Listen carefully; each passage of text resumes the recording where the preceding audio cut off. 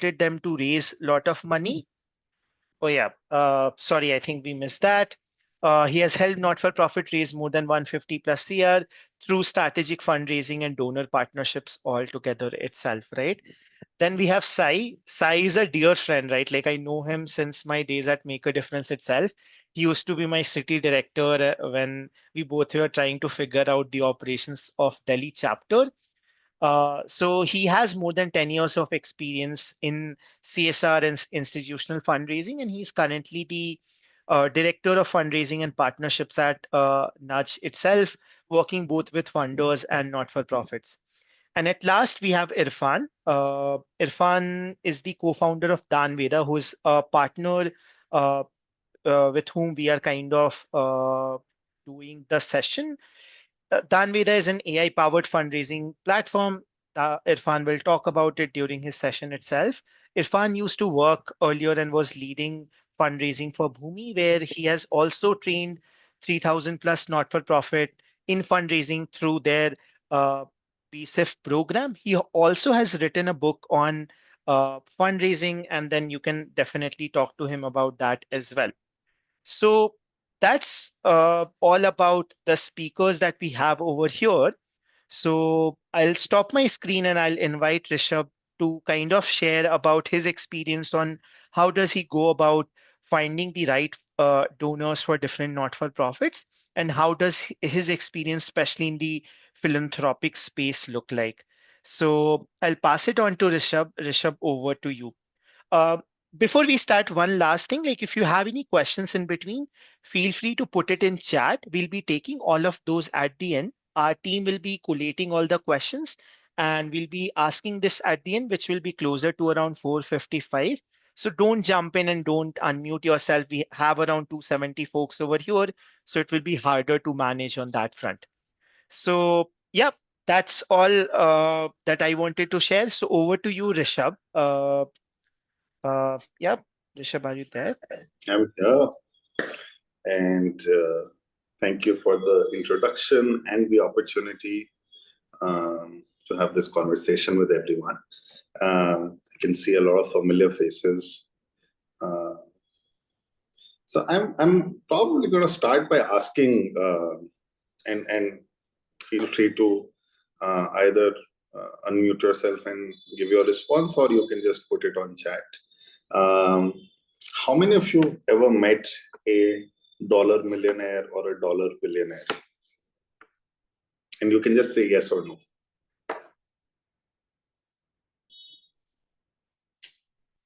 No.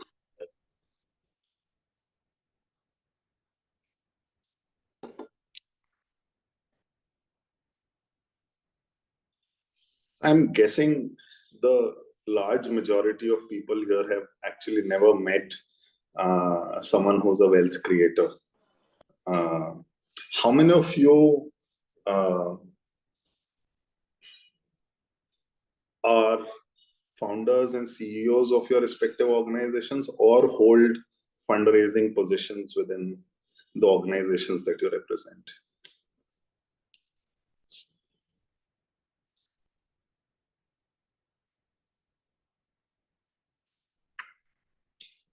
So most people here seem to be holding fundraising positions and are responsible to run the organizations that you're part of, but have actually never managed to meet a wealth creator. So let me ask you a follow-up question now. How many of you, or let's say,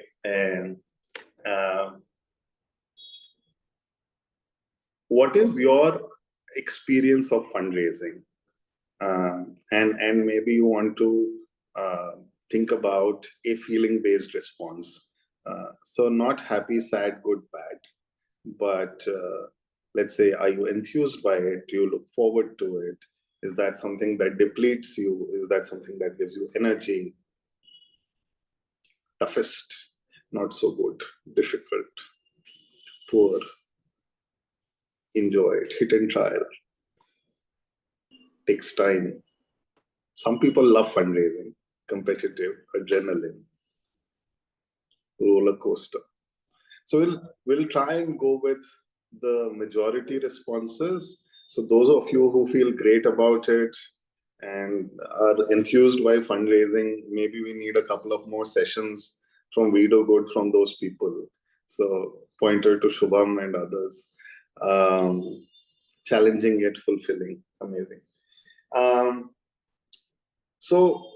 Would it be fair to say that most people in this group or in this cohort have actually interacted either with the email addresses of foundations or with grant managers? And by grant managers, I mean people who are employed by a foundation or a wealthy person to speak to you or to engage with you.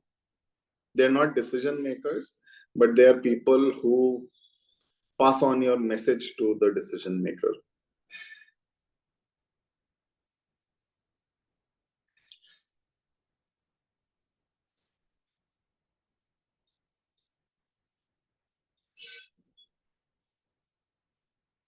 Right, right.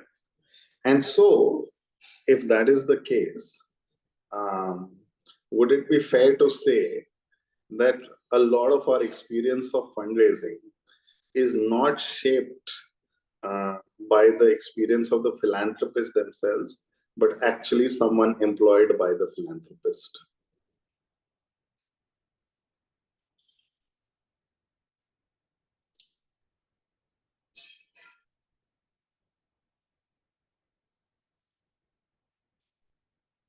Right. So let's start with that. Right. Our experience of fundraising is determined by the kind of access we are able to pull off. Yeah. If you're able to speak to the person making the decision, our experience of fundraising would be very different than just engaging with the grant managers. Right? And this is true across, right? Whether it's corporate philanthropy, whether it's family foundations, whether it's high net worth individuals, no matter who it is who's ultimately giving the money, a lot of our experience is determined by who's in between, right? So I want to start with that, right? Our experience of engaging with money is not complete, is not real, unless you've actually spoken to the person who's deciding on the wealth, on giving the money, right? And largely it's determined by the kind of access we are able to get for ourselves, right? So I want to ask you a more fundamental question. Who determines what kind of access we get? What determines what kind of access we are able to get?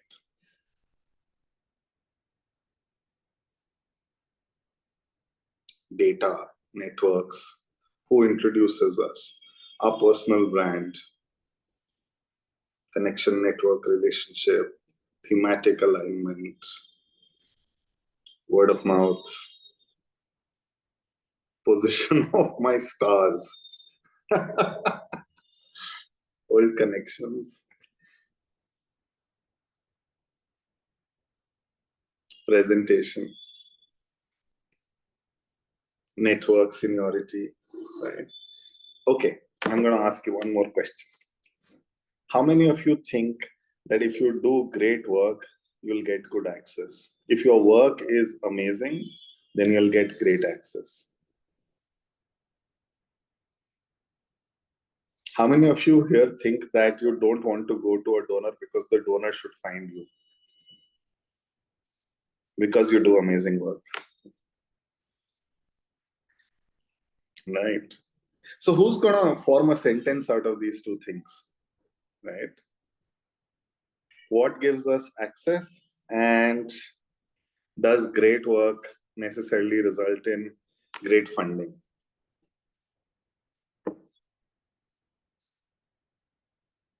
There's a sentence here. You know what that sentence is? That sentence is that our networks and our connections are not determined by the amazing work that we've done. You may have the most phenomenal program on this planet.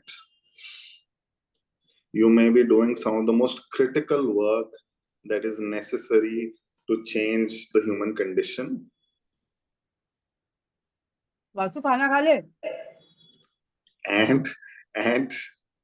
And you may still not get the funding that you think you deserve. You may write the best grant application. You may have the most amazing proposal. You may have the most incredible monitoring, learning, and evaluation system, and you still may not get the kind of funding that you're looking for. Because the kind of networks that we have, the kind of connections that we have, determine the kind of funding that we are able to get. Let that sink in for a moment. What determines what kind of access, connections, and networks do we have? And it's not your stars. It's not your stars, right? What determines what kind of connections, networks, access, what determines that, right? How many of you are here from an IIT? How many of you have studied at an IIT?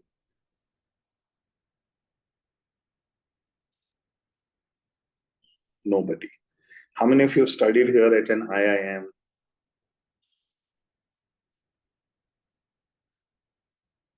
There's somebody here who studied at an IIM. Right. Yeah. How easy is it for a IIT or an IIM graduate to get access to funders or to VCs or to get startup money for people trying to do something new?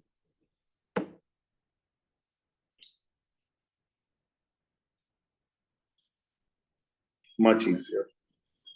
So one way in which you get access is from where you studied, right? How many of you identify as being born wealthy? How many of you live in South Bombay, South Delhi, South Calcutta, South Bangalore, Ladakh? You're likely not going to get a lot of money. Yeah. So a lot of people are born with networks, connections that make life easy for them. Others are able to get into educational institutes that have a legacy of networks, right? But some of us who are neither from those places nor from those communities, how do we then build access? How do we build connections and networks that allow us connections, right? And then how do we determine who's the best person to kind of give us money, right? That's the context of our conversation today. It's a long roundabout way of getting here, right?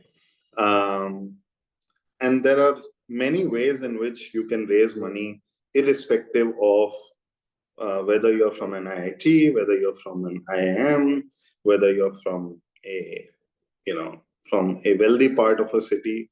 It's still possible to raise money, but the starting point is very different from those who already have that kind of access, right? And therefore, the amount of effort you need to put in and the amount of time it takes to convert something is going to be very different from, let's say, someone who's starting from a different starting point, right? There are different ways in which money comes into the social sector. India is possibly one of the only countries that has a mandate for companies above a certain threshold to give social capital. We call it corporate social responsibility. There's a 2% mandate on companies above a certain threshold to donate 2 nonprofits. The second important source of money in India are wealthy individuals and their personal wealth. People who have accumulated wealth either through their companies, through their businesses, or have inherited money from their family have reasons to give money. We'll come to why they give money. The third place are grant-making institutions. Institutions that have a mandate to give money, either a collective mandate or an individual mandate to give money.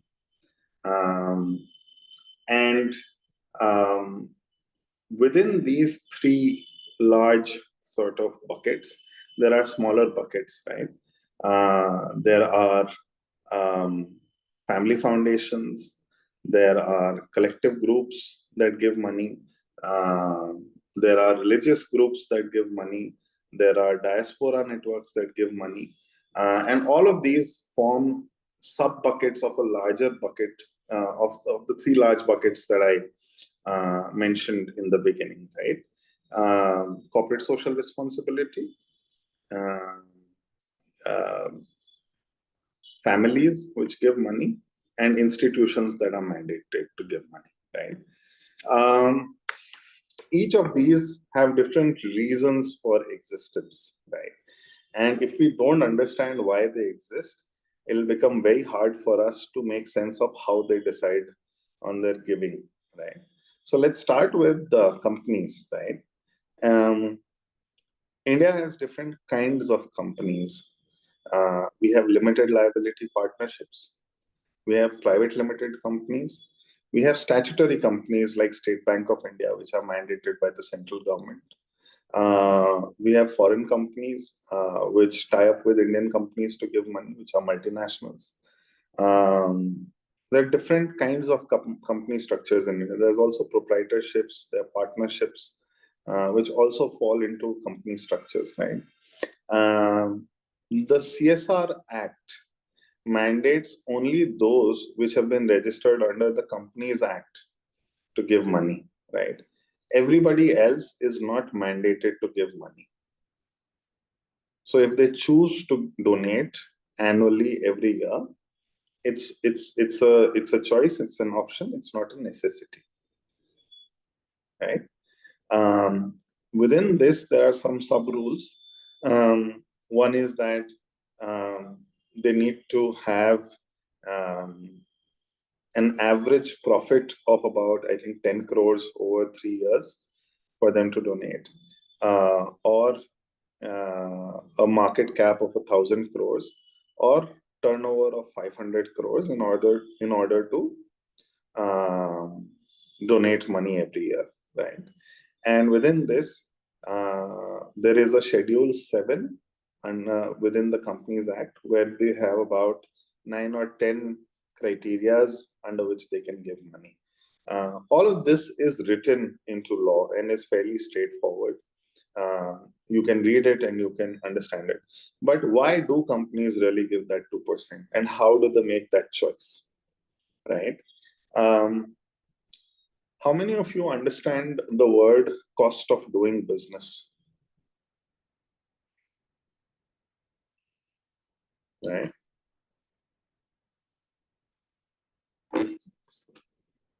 So cost of doing business is essentially the amount that a business needs to spend in order to make its business profitable. CSR is usually subsumed under cost of doing business. Boards of companies usually make decisions on the basis of, if I invest social capital into a certain geography or a place or a theme, does that make doing business easier in that geography, right? And if you look at CSR from the lens of cost of doing business and how boards make decisions around that, you'll have a completely different framing and understanding of how CSR works. CSR is not usually determined by what's good for communities.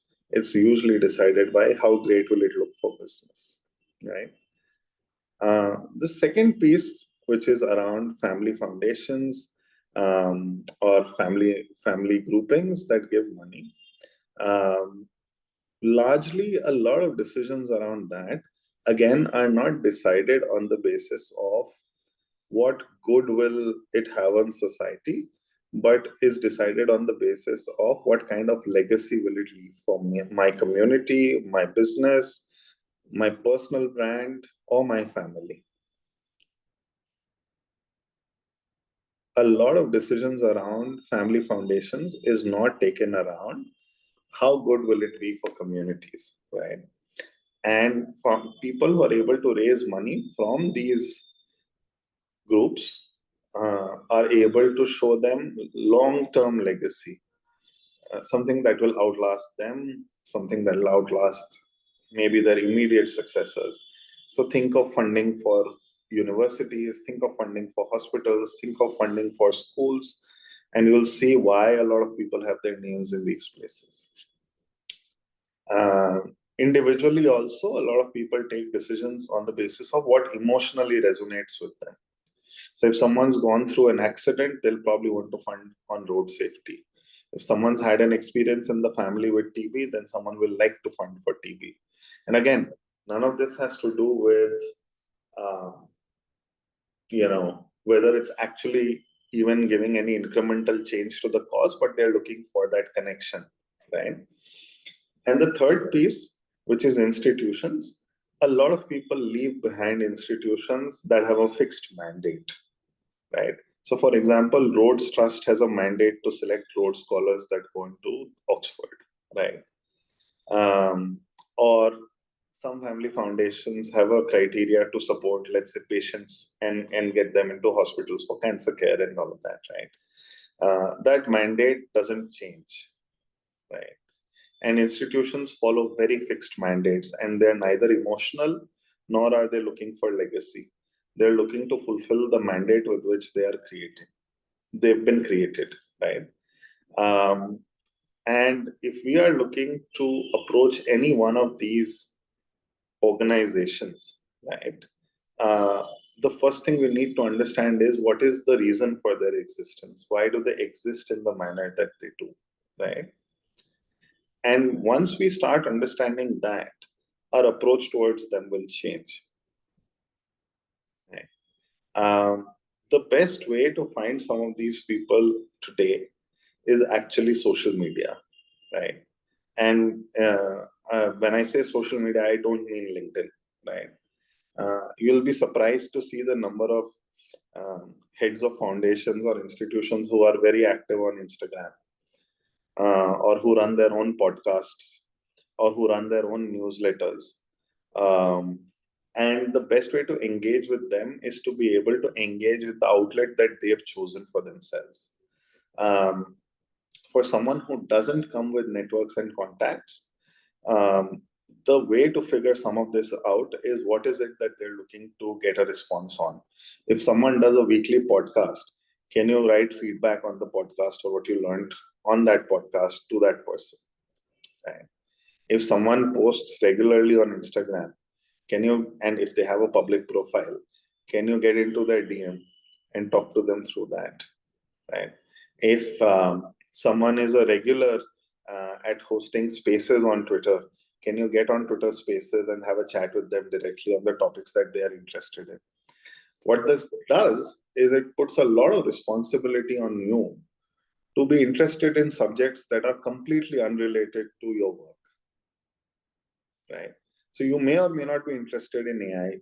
You may or may not be interested in art.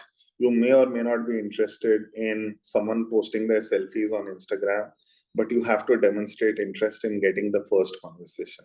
And the first conversation is the most difficult piece, right? Physical networking, unfortunately, unless you have a very fixed way or a method to tackle conferences, networking at conferences, networking at public events is usually a failure, right?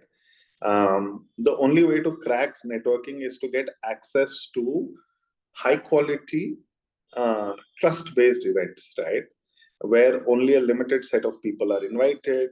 You're either a fellow at that event or you've been sort of, you've gotten an invitation to come. And even within that, networking is hard if you do it in an unplanned manner. You have to seek meetings before. You have to set up time in advance. You have to send collateral in advance. And you have to set the agenda for the meeting even before you reach a conference, right? Conferences like the CSR box, CSR conference, or like other CSR conferences are usually a waste of money unless you're a newbie in the sector. If you're someone who's new and don't know how this works, a lot of these conferences are just good for funders. They're not good for fundraisers, right?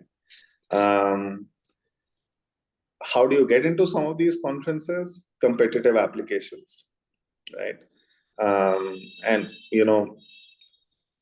again, failure rates in some of these are higher than usual, right?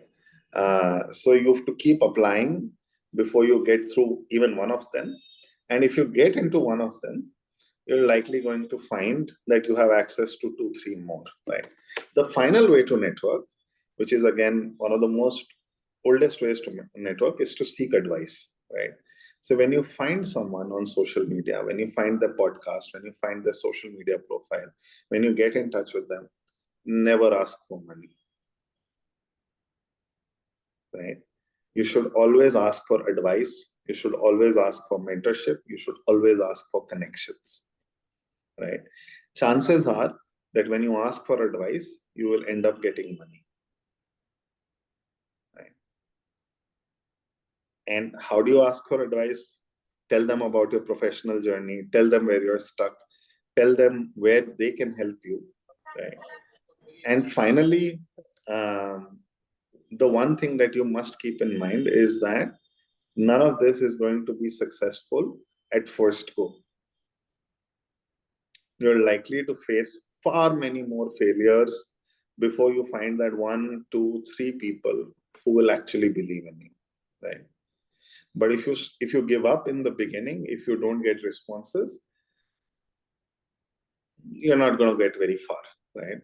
So you have to keep at it. And the way to generate interest in some of this is to read some business publications, is to follow the stock market, is to actually figure out where money is moving, right? Because people who come from business backgrounds are the people who are sitting on these boards, who are sitting on this money, right? If you follow business, if you follow technology, if you follow finance, and you know where things are moving, your ability to tap into some of these networks will become higher, because then you'll be able to generate interest in topics that you generally don't have interest in. So the key to being a great fundraiser is to be able to track knowledge in different domains, to be able to have conversations with people on anything that they are interested in. Whether you're interested in it or not doesn't really matter, right? And to take time to build genuine relationships over a period of time, right? So it's not going to be successful at one go. It's going to take time. I'm going to stop here because I think my time is done. And is there a question answer after this? I hope there is. Sure, Rishabh, we have it at the end, right? So thanks a lot. So folks, I think Rishabh covered in great detail about the context of why certain funders choose to fund, right? And setting up the context of how you should reach out. Now we have Sai, like who has actually worked at Make a Difference and Nudge, and he has led fundraising. So he'll share from a fundraiser perspective, right? Like how to go about it and how to find the relevant party out there. So I'll welcome Sai. Sai, over to you. Uh, Thanks, Shubham. Let me quickly Acha, share my. Can you hear me? before that, I just have a very small doubt. Don't mind oh, me wait, interrupting. uh, Just a beginning before I sorry, forget. Santosh, can we take it at the end? It would be harder for us to, because the session is for an hour. We'll No, definitely no, take it at just the end, right? 1 minute. It will just take So, answer for 1 minute. Okay. So you mentioned that CSR require intervention of stocks and market. This was actually a bit not clear. How can a so non-profit organization Santosh, can? Yeah. yeah. So, My question is uh, done.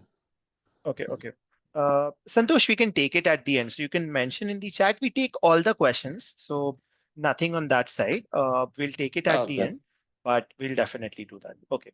So sorry, folks. I think yeah. So Sai, over to you. Right. So Sai will be sharing the screen, and he'll talk about a very nice framework that he uses at Nudge to kind of go about this itself. Yeah. Yeah, able to see the screen? Yes. Yes. Yeah. Yeah, I think I was also just like listening to Rishabh, right? On one side, we are actually thinking about how to get on board donors, where to find donors, right? On the other side, we are stuck with donors who are difficult to handle, right? And we are stuck with donors who ask us 100 things in terms of like what they want in terms of different impact, reporting structures, and all of that, right? And one of the things that probably I thought like could be useful is also to understand the three things that I'll be primarily covering during this session as well, right? The first thing is who, according to us, would be the right donor, right? What are the different components can actually make an ideal match for the nonprofits with the donor, right? And just like looking at those components. And the second thing is how can we sort of like also understand what do we do to attract the right donors, right? Or what do we say to attract the right donors? And finally, it's very hard to say no to the funds, incoming funds, right? At least never have I ever in my life have told no to a funder who was willing to fund us, right? So it's so difficult to say no to a funder, but how can you organically eliminate the funders who are not aligned with your cause? And what are the trade-offs, right? What are the some of the trade-offs that you can actually think about while bringing on board a donor, right? These are a few things that I'll be covering, and it'll be an interactive session as well, right? Feel free to drop your thoughts in the chat box also with regards to different aspects. Just to before we even kickstart with regards to who is the right donor, just wanted to start off with the story of BRAC, one of the nonprofits who are implementing graduation approach for millions of households across the world, right? They started off in 1972 in Bangladesh immediately after the independence, right? And when they started this organization to build resilient livelihoods for the women in Bangladesh, they were looking for a donor, and there was Oxfam which supported BRAC with $300, right? Just $300 during that time, which the BRAC converted that one-time donor into a regular donor into millions of dollars funding coming from Oxfam to BRAC. Now BRAC is actually implementing graduation approach for hundreds of millions of households, right? That's a quick story on like how the right donors, when found early, even though they have a smaller budget, a smaller funding amount to cater to, can go a long way in the long term, right? And a quick stat with regards to what is the cost of retention of a donor versus what is the cost of a new donor, right? It's actually 750% higher to go and like get a new donor rather than retaining a donor who has supported us right from the beginning, who is the right fit for us, right? And I was just looking at the chat box also. A lot of us are founders come fundraisers, and fundraisers who have very limited bandwidth with regards to only one person who is raising funds for our organization. So it's very important to see where we are putting our resources also, right? And hence it is important to find the right donors. And who, according to us, would be the right donors? Probably these could be the 5 pillars that we can look at in identifying the right donors, right? Uh, is the donor aligned with your mission and values? Do they fund the kind of support that you need with regards to unrestricted or people or program, whatever the need for the organization is? Do they treat you like a thought partner and not like, it's not a one-way communication where the communication is just like following through from their end, right? Are there expectations doable for your size and like your bandwidth that is available for the organization? Do you even have the platforms and tools to cater to what the requirement is, right? And considering most of the organizations are early stage, there are high chances that you may pivot from the solution model that you are currently working on, right? Is this the kind of donor who will stick with you even if you pivot from your original solution model, right? Is the donor willing to support you through in and throughout for multiple years, being in this journey together to ensure that you are achieving the end goal of what you want to achieve through your mission, right? So these are all the questions that you sort of ask when you are actually interacting with a partner or a donor, right? Unfortunately, I don't think we have the bandwidth or the mind space to get into these while speaking with the donors, right?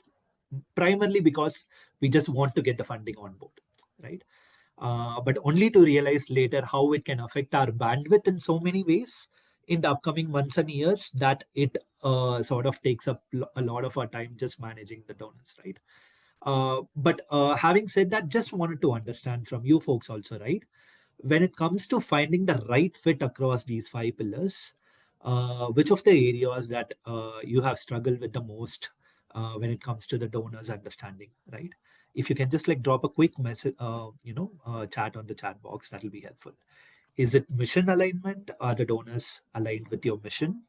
Or the support that you're getting, or like even the processes and reporting, or the partnership? Is it one-way communication where like there is no, I see a lot of type of support, innovation and risk reporting, mission alignment, of course, trust issues, again, which comes back to partnership, mission alignment. Great. We have one person telling all also. Yeah. Trust is a major issue. Agreed. I think like you can as well see that like we have had this challenge like with almost all these factors that we have mentioned right now, right? And now comes a point like what is the checklist that you will have to look for in order to find out if the donor is the right match or not, right? In the interest of the time, I will not go into the details of these pointers, right? Whenever you get a donor, this is a good checklist to score the donor on, right? Each of the 5 pillars that I spoke about before, I have double clicked and I have added a few questions with regards to what are other additional questions that you can ask in order to identify if a donor is a good match to you or not, right? With some points that I haven't covered before being, say, is the donor ready to fund the root cause work or the long-term change, right? Do the funder have flexible spending norms, right? Are they very nitpicky with regards to line item wise spending, which they will be, but at least is there some leeway with regards to some deviation when it comes to line item wise spending, as long as the end goal is achieved, right? Is the communication one way, right? Do they actually Chicken is communicate? dual Yeah. SIM. You have only one SIM, no? Okay. Sorry, I think Hey. like, hi, are you trying to say something? No, go ahead, Sai. Okay, It was. cool. No problem. And power and process, right? And with regards to how transparent they are with regards to their timelines and how predictable they are, right? Flexibility and learning, long-term potential, right? One important question that I ask every time when I sort of interact with a donor is, do I imagine partnering with that partner for 3+ years? Do I see that partner actually contributing to my solution, to my work, in an understanding and empathetic manner, right? Will they help you champion for your cause, grow your capacity, network, and credibility, right? These are some of the questions that I ask. And if the score is about 20, I just mark that donor as the right fit and I start nurturing that donor to a long-time donor, right? If not, the effort, the limited time and effort that I can put into a donor will not go into a donor who scores below 12, right? As simple as that. It may sound like, okay, why are you not giving all the donors the same importance? That's not the strategic way to go about it as well, right? You have to identify your donors, focus on them, nurture them to become long-term supporters so that you have sustainable funding to achieve your goals, right? And there's a quick checklist to achieve that. And one of the important steps again in identifying the right donor is also with regards to doing your due diligence and homework, right? With regards to who that donor is. Sometimes it might sound creepy as well, to an extent where like sometimes I just like go and like research on each of these individuals who are part of these organizations, right? As Rishabh was also mentioning, most of these organizations are front-faced either by the person who is managing the funds of high net worth individuals, or an influencer or a decision maker, right? How do you build a persona for that specific donor, right? For that specific individual, right? And how do you cater to that persona is also very important, right? Three main pillars where like you can just like focus on while building a persona. What are their basic interests? Apart from say CSR or like being the foundation lead, what do they do outside of that, right? What are their interests? Have they written any blogs, or have they written any have they been a part of any podcast, and what have they spoken about? Just understanding this, right? And affiliations and interests, what are their interests, right? Are they heavily into say livelihood research, or like are they heavily into healthcare? What are their personal interests and affiliations look like? Are they part of any boards? Are they part of any bodies, right? Government bodies or like multilaterals, and stuff like that, right? And how has been their giving decisions, right?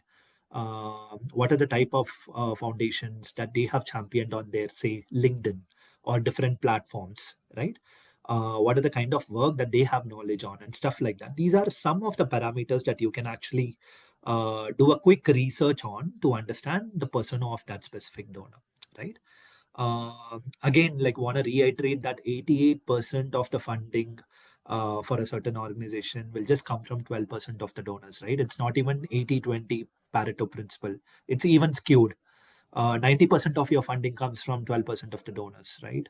So it's important to understand how you can identify those 12% of the donors and just like focus enormously or like exponentially towards those donors compared to all the other donors, right? Now we saw like how to identify the right donors. Now, like how do you attract the right donors, right? It has a lot to do with how we do what we do and what we say, right? Just a few thoughts on how you can attract the right donors. I'll just call out the points that I feel that are not covered before, right? It's very important to share what is not working also while working with a donor. In fact, what I have realized from my experiences, when you be authentic and share what is not working out, the chances of you converting that donor is higher, right? Rather than just talking about the successes, just talking about what you're still figuring out and what is not working, right? Honest storytelling actually attracts donors to co-build and like participate in your journey, right? Of course, don't compromise on core values or like shift programs for funding. Be razor sharp with how you're articulating in your mission. Be authentic, be purpose oriented, communicate that you're looking for a collaborative relationship, right? Communicate your expectations upfront with regards to what you want from the relationship, right? And the right donors are looking for that shared mindset and like ways of working, right? They would want to collaborate rather than just being a participant, mute participant who is there to give you funding and disappear, right? Participate in forums also where you can actually post with regards to your thoughts on what you think about funding and all of that, right? So these are some of the important pointers that you can like sort of keep in mind while doing what you want to do while like interacting with the donor, right? And one of the things that I saw from one of the nonprofits, something that I really liked is something that I have put here. They have actually put a slide on what works best with a donor, right? It's a simple site communicating, listen, this is what my expectation is. Are you on board considering these expectations? If yes, come on board, right? Without saying in so many words, it subtly indicates that like, okay, the donor is actually, informed of your expectations of sort, right? And this is one of the quotes that I heard from another fundraiser, which I really got onto, right? Like, I think it makes sometimes we are the ones who put the donors in the pedestals, right? We already strike the power balance when we interact with the donors, stating that, hey, you are above me because you are giving me funds, right? But to consciously change that mindset and put not to put donors at the center and putting cause at the center, and not to make the donors, not to the primary reason for the conversation is to not to make the donors feel good, but to ensure that like you are conveying what you're working for, right? And like you're inspiring them and bringing them on board rather than going into the flattery approach. I think that brings on board the donors who are right for your organization, right? A quick few right things to say. You can just like quickly go forward and like use these statements that I have articulated in terms of how you can convey what are certain things that may be rude to convey to a donor, right? These are perfectly all right to convey to donors. And the donors will also be, and there is awareness, that is movement that is being started in the nonprofit world, where the donors are also informed of how they should behave with the nonprofits, right? And the donors are also cognizant of that. There is a good visible change that is happening with the donor ecosystem also, right? And we should ride that wave, and we should ensure that like we are standing our ground, and we should earning that long-term respect, right? So that we are able to attract the right kind of donors as well, right? In the interest of time, I will not go into the details of this. Based on the stages that the organization is in, I have put down what are the ideal kind of donors, and how do you position yourself with regards to each of these stages, right? And what is it, the funding that you need? I can see Shubham coming on screen, so I think it's time for me. I'll quickly wrap it up, Shubham, probably take 30 seconds more. These are some of the examples, unconventional examples of who could be a right donor. Yeah. Again, like the deck will be shared with you folks. You can just like go through the slides when you get it, right? But like want to ensure that like I'm primarily covering this aspect where like, am I audible? There is like, Yes, you are. Yeah. got it. Cool. All right.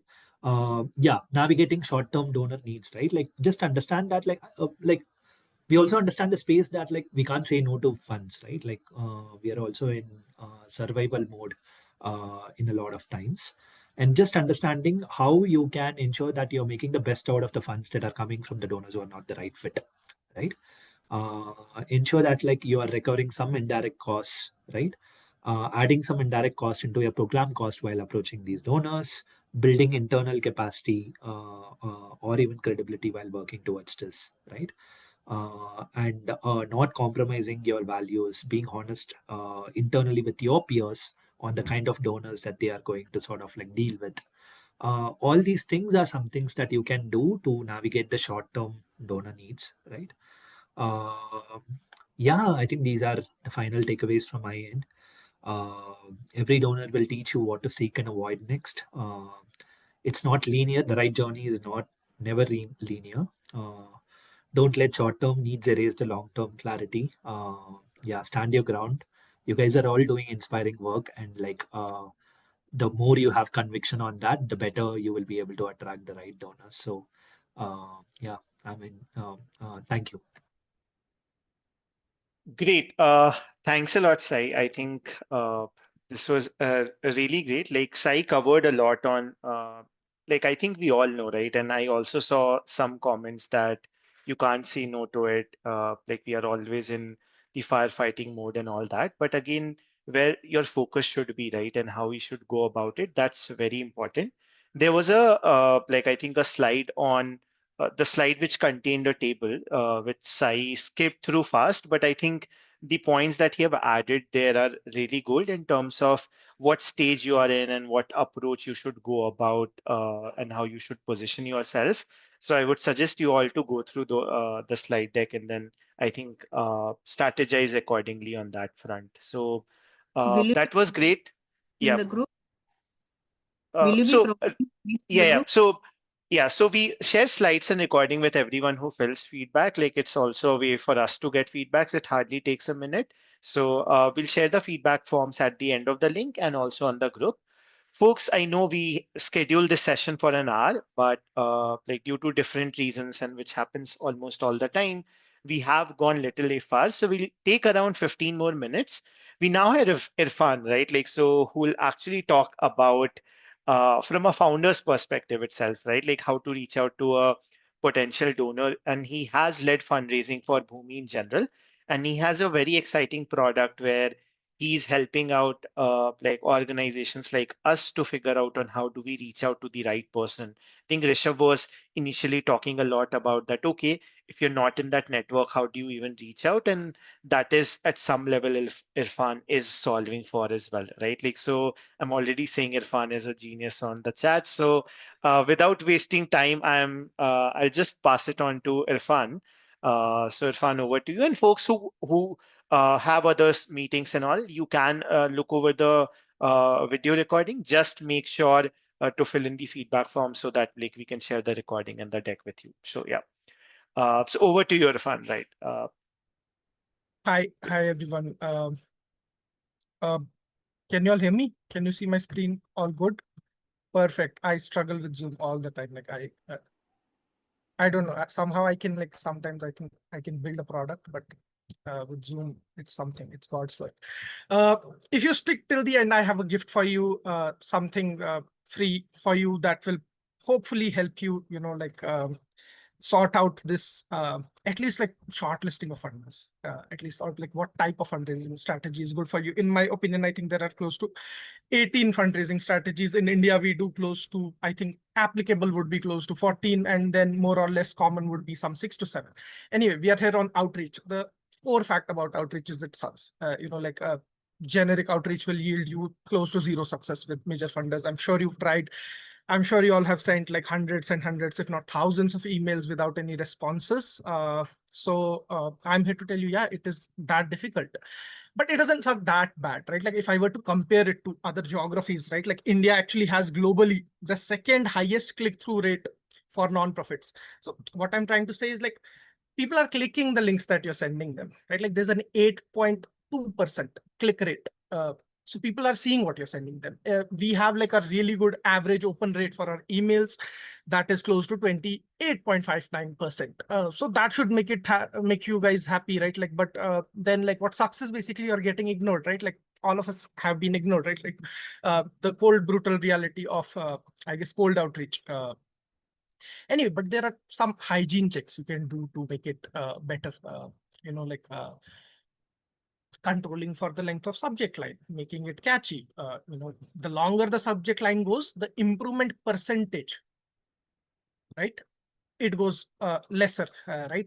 Personalization, including names in subject lines, you know, personalization within the email bodies, sometimes adding a question mark in the subject line, and believe it or not, like adding emojis, you know, up to 60% optimization. Anyway, I'll share the sources of the data as well. Like I am a data person, like most of the times I just deal with data. So hygiene checks, right? Like, and even before you go to the big old outreach, you want to get funders, the fundamentals that you need to make sure, right? Like all those certifications, gold certifications, silver certifications across, like, I don't know, GuideStar, Give, and all these platforms. Make sure you have it. You know, like if someone Googles your name, at least like the first page should be all about your results. You know, like your compliance should be in order. The more, you know, the more certifications you have, the better it is. Like the more you're compliant, the better it is. Then social media, right? Like it should show you, it should show that you do good, right? But it should show also consistency. Like few profiles that just for inspiration, I want you all to follow. Ajit Yoram, right? Like just go to his content. He's very recently started posting, and just see the crazy traction he has. Like Simranpreet Singh from Sanji Sikya. Again, I would recommend follow him. Like it will just give you a default understanding of how like in the social sector crazy content can be made. Right. One more name was there. I forgot.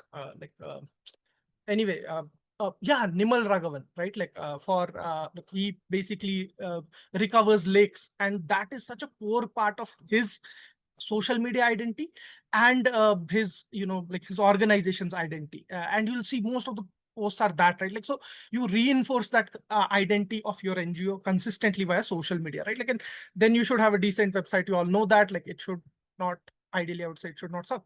And then transparency would entail that your reports, audits, and all should be on your website. If I, as a donor, want to find it on your website, I hope I find it on your website.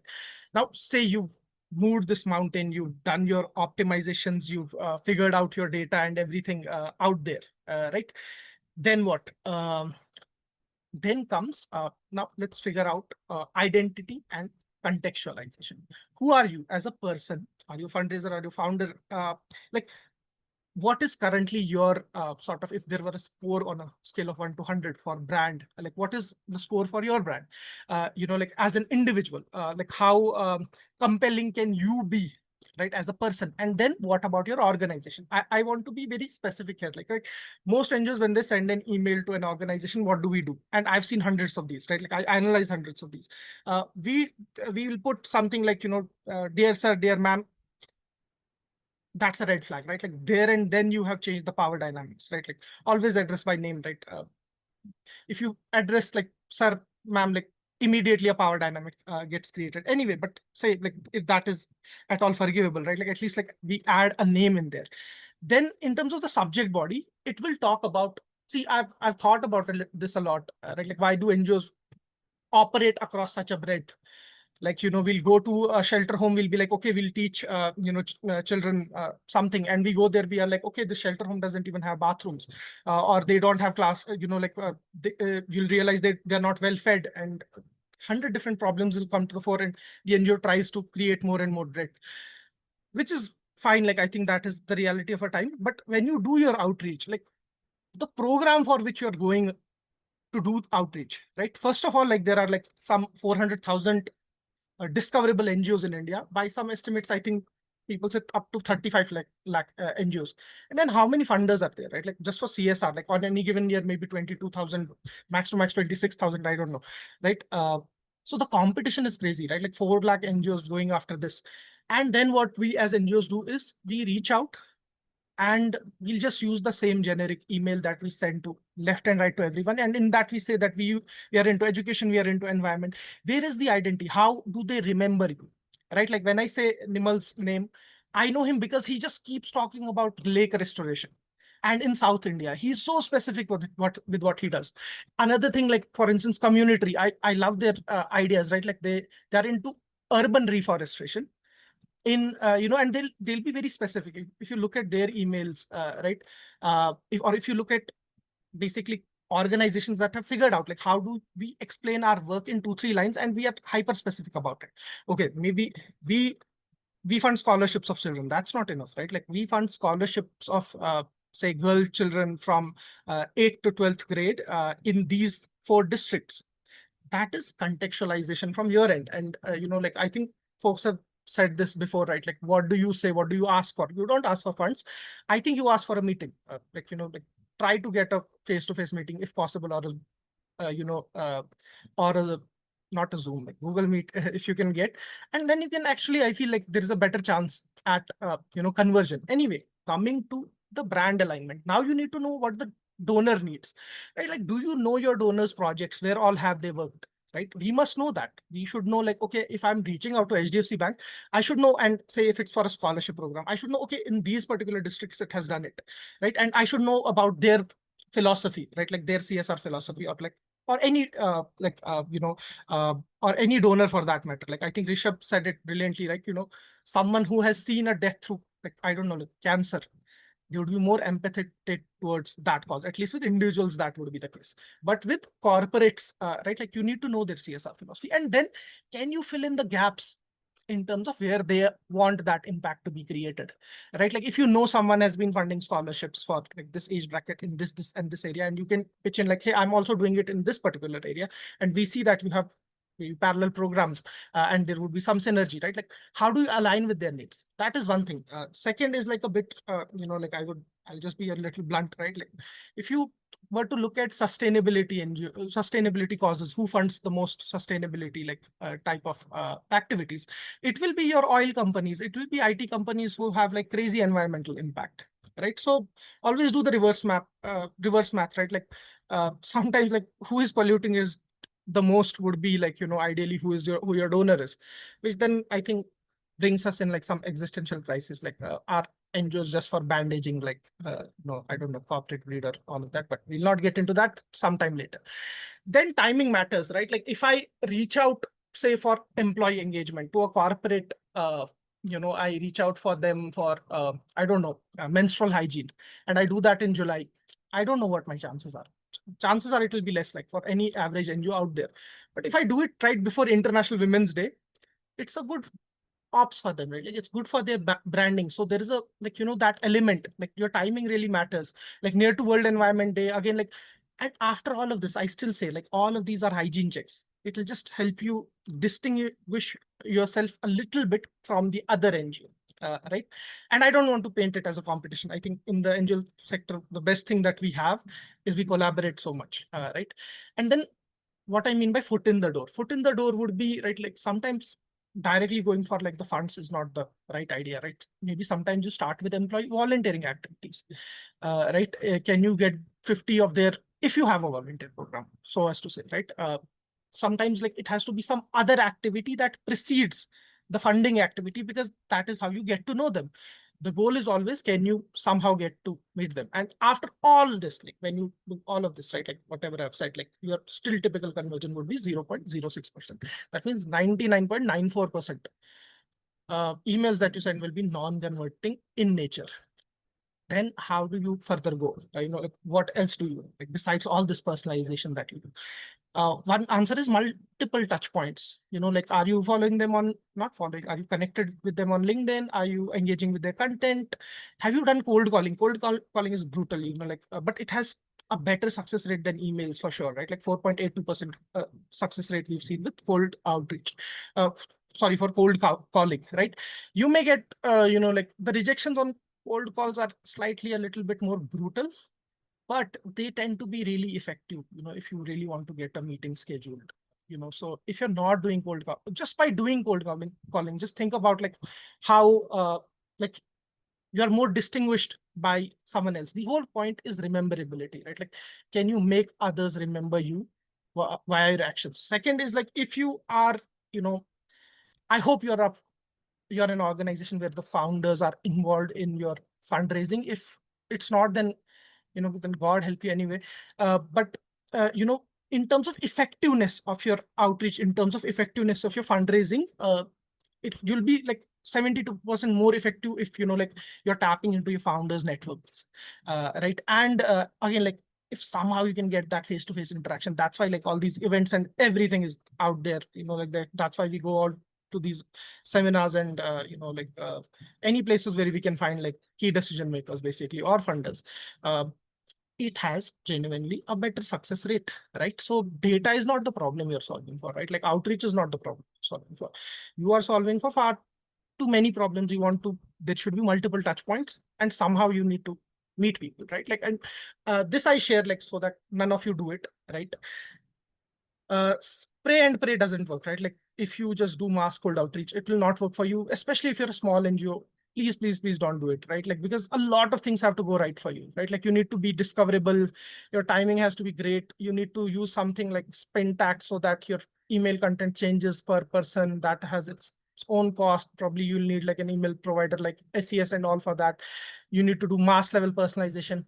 You need to have like a tech infra setup, right? Like you need your leads enrichment, email verification tools, inbox warm up settings, DMARC, DKIM, SPF, all of that. Much better that you find out who your ideal funders are, and then you figure out multiple different ways to get in touch with them. And especially there is a reason like mass cold outreach only works for organizations that have crazy brand, right? Like they have like tremendous brand strength, and on top of that, they're in. Anyway, so that is about it. Like I wanted to talk to you about like what works, and if you all have stayed so far, I don't know how many have stayed. Okay, we still have some folks left. Great. I want to give you a good gift. We've sort of been building this for a long time. This is a questionnaire. So we prepared like a dynamic series of 25 to 80 questionnaires. You fill it, and we'll not collect your data. There's no need to, like add the name of the NGO here. Like I would in fact appreciate, and I'm not storing it anywhere in the backend. I would appreciate like all the wrong names, right? Like let's do that. It's like a dynamic questionnaire. It can ask you anywhere between 25 to, I don't know, 85 questions. And at the end of it, right, like once you have filled all your, once you've answered all your questions, it'll actually tell you in the beginning when I said like, okay, these are different types of strategies. These work, these don't work, right? Like once you're done with this questionnaire, once you talk about all these things, then it basically gives you like a recommendation matrix across different types, right? Like it will tell you, okay, these 3 things will work for you, and it will take into consideration your resources and all of that. Like probably a one-time activity, like this is for small NGOs, right? Like if you crossed, I would say, 10 crores, probably you have a good idea what you want to do, right? Like you have a great idea about what your fundraising and all needs to be. Anyway, so we use different bases of weightage criteria to determine the best fundraising recommendation for you. And then we combine it all, we use a weighted average, and it tells you like which type of strategy would best work for you. It tells you like what sort of skill sets and everything, like, why it works for you, why it wouldn't work for you. Does this strategy have a synergy with some other type of strategy, and you can do a visual comparison.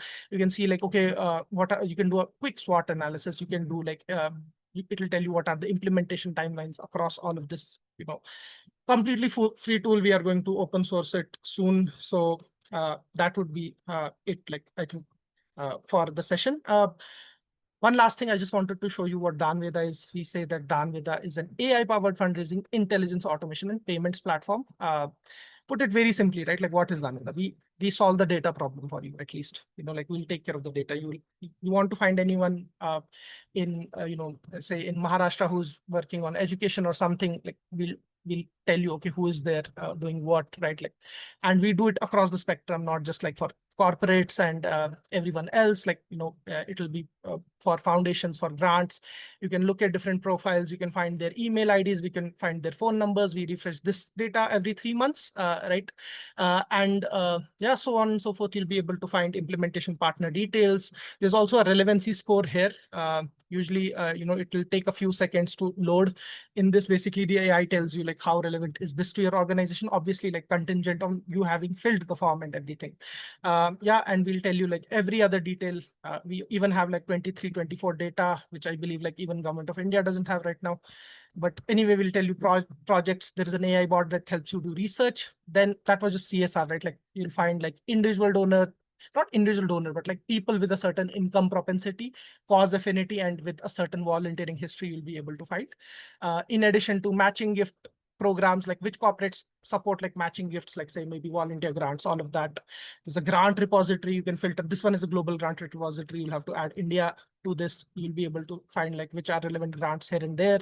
You'll be able to find foundations across the spectrum. We mapped like close to 307,000 foundations. Like I hope you all know about Candid. Candid has, I think, like some 350,000 foundations. So we are like right up there in terms of global benchmarks for this.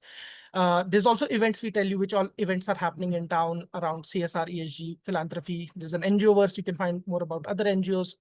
We have like a fundraiser GPT that can then pull data, right, like from our platform, and helps you personalize communication, right? All those emails, all these fundamentals that I told you about, right? Like it takes sort of care of those things. And then you can even like build proposals with it, like it'll ask you like what sections and all you'll have to approve. Once you do all of that, then yeah, like it'll even write proposals for you. It's multimodal. It can create infographics. You can edit it. Obviously, it's not meant to, like when it generates, that shouldn't be the end of it. Someone needs to work on it further, like enhance it further. You can edit it and all of these things. Yeah, like that is it for DaanVeda, and I hope you all have some context into what I was trying to do. Now, or you have to release it now? Oh no, DaanVeda is out there. The free tool that I was talking about, that was something that was under the wraps, and like that we are going to give you all good folks for free. You can try it, like just to figure out like what fundraising strategies and all for you. Sorry, Resu, like I just wanted to hand it over to Shubham. He'll open it for Q&A. We can all go to question answers. I think like yeah, because the session sort of overshot, I had to go on overdrive. But thank you so much. Yeah, Shubham, over to you. Yes. So thanks a lot, Irfan, right?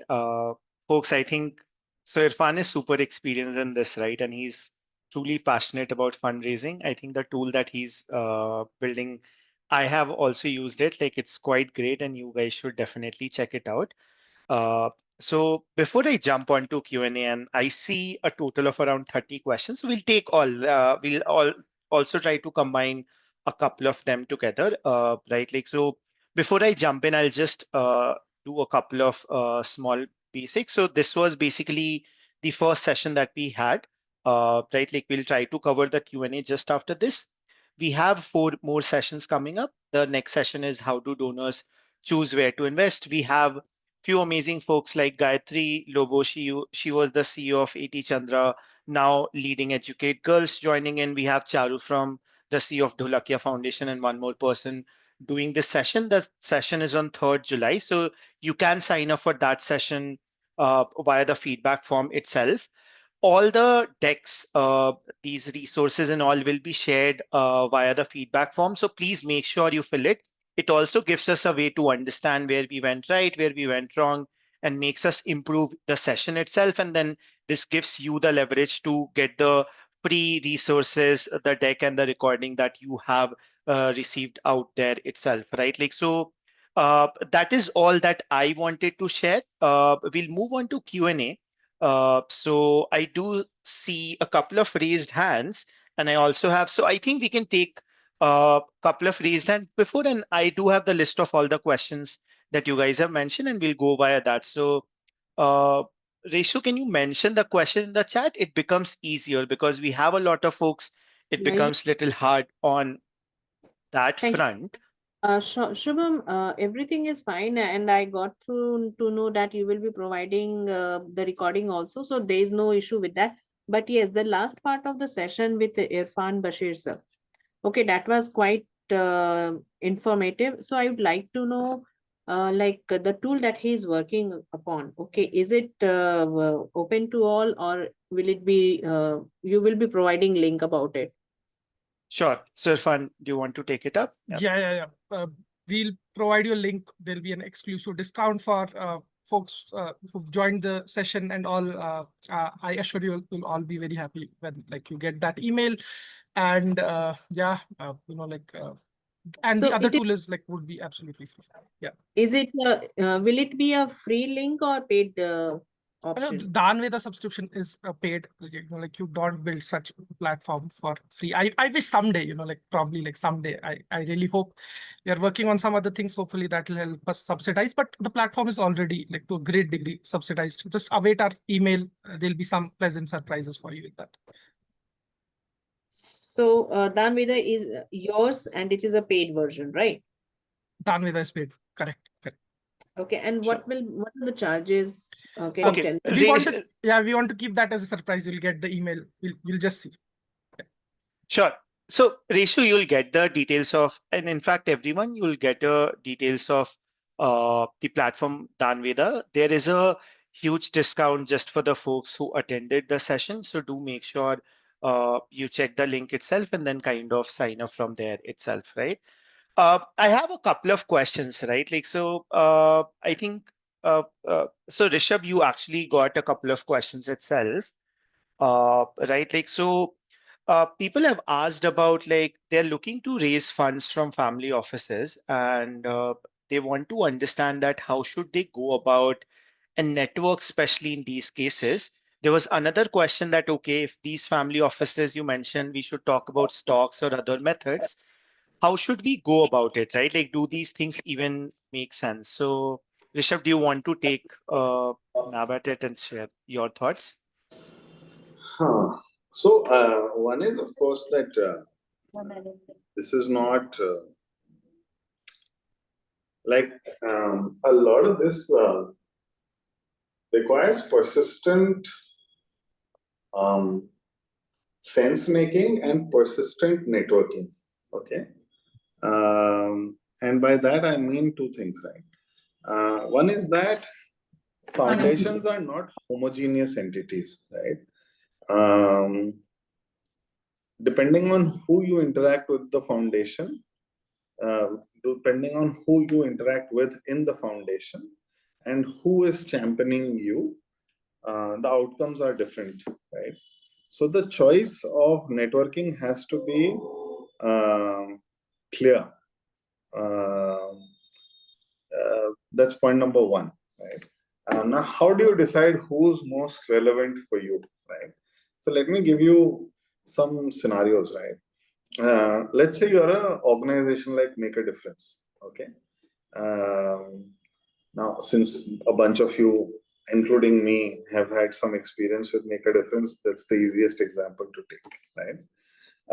Now, Make a Difference can mean different things to different people, right? For everyone's sort of context here, Make a Difference is a organization that works with children who come from low economic backgrounds to help them break the cycle of poverty through mentorship and after school education, right? And they do this through a fairly scaled volunteer model, right? So there are volunteers who engage with these children wherever these children are and help them get through some of the most difficult years of their lives, right? Now, if you are a non-profit that works on is engaging with a tech funder, there's a full technology backbone that Make a Difference uses to engage both with volunteers as well as the children. And maybe you want to pitch that, right? So when you go to a family foundation, you're looking for the most geeky, techie person in the foundation for whom this story makes sense, right? For let's say someone else within the same foundation with, let's say, an education background or with a background in, let's say, nutrition or something like that, if you go with a child-centric story, which focuses on the journey of one child and their journey out of poverty, this story might make more sense than, let's say, the technology story, right? But if you go to, let's say, someone in a foundation that works with that has come from a business background, or someone who comes with a background of doing mega things, right? You probably want to talk about the story of scale, right? And how Make a Difference has grown from an organization that was started by a bunch of volunteers to an organization that is now working with 3,000 volunteers, right? And how it can grow further, right? Now, this is one way of deciding who you want to network with, right? What I'm trying to say here is that the same story about one organization doesn't sell to everyone, right? So you have to decide what sort of story you're going to use. The second thing you're going to decide is who is this story most relevant to, right? The third piece is that not everyone who comes from different backgrounds also has the same emotional nudges, right? So someone who may come from a scaled background may be a very emotional person. So if you go to them with a data story and not an emotional story, then you might fail, right? But someone who wants to look at a numbers story or a data story and you go to them with an emotion story, then you might fail again, right? So you have to also decide where you want to find these funders, what kind of people are you looking at within these institutions. The final piece I want to say is, where do you find these people? You find them on social media. You find them in conferences. Yeah, you find them in meetings like this, right? They're everywhere, right? One of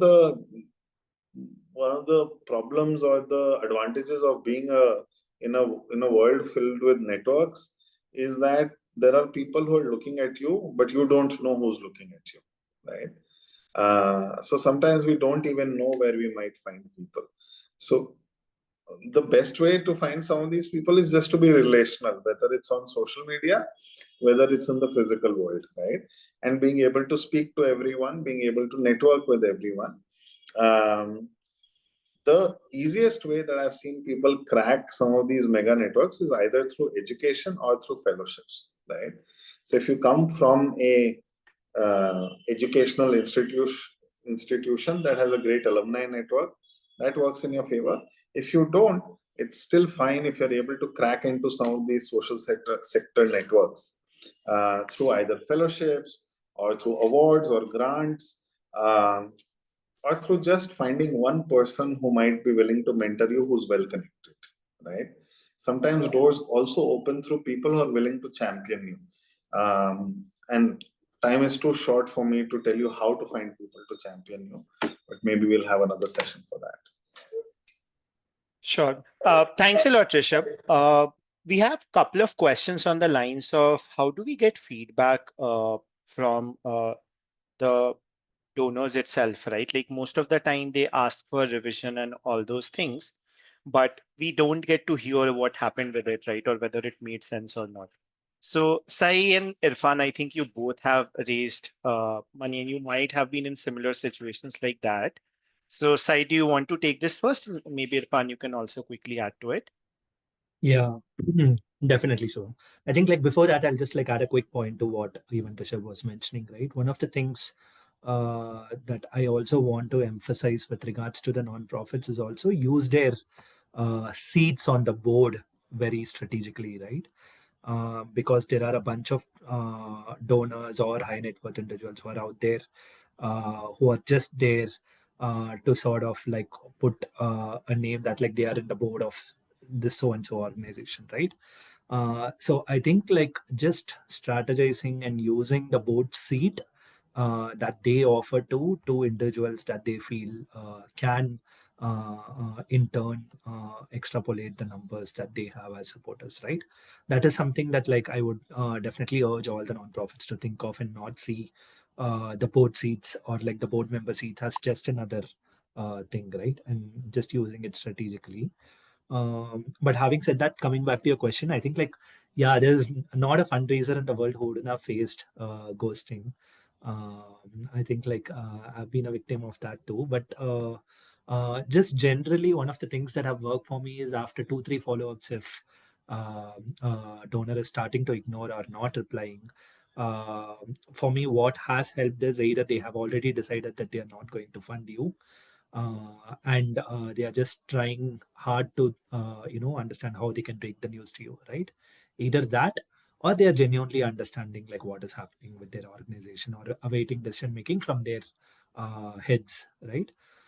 Something that has helped me is me breaking the news before them, right? Hey, am I even being considered for this? Because it's been a long time.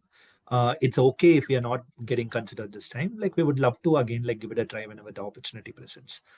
The moment we kickstart that conversation, I've seen like donors being more open to taking forward the conversation from there. They'll be like, hey, thank you for reaching out, this is not happening this time, let's connect that next time, right? Or no, it is still in the process, be patient, you will hear from me, right? So that has helped me in terms of me proactively breaking the news before them to help them ease into it. They also appreciate it, and it's also a relation building sort of like strategy. Over to you, Irfan, if you have. You pretty much covered it. So I just want to add like one sentence. Like one of my mentors, Shilpa, has this philosophy that you become so vulnerable that you become indestructible, right? Just be vulnerable, like Sai said, like continuous communication, even if it's like like get to know the person on the other end, make good friends with them. Like there should you need to create that space where vulnerability can be expressed, and I think that's a very empowering thing. Rest I think Sai has pretty much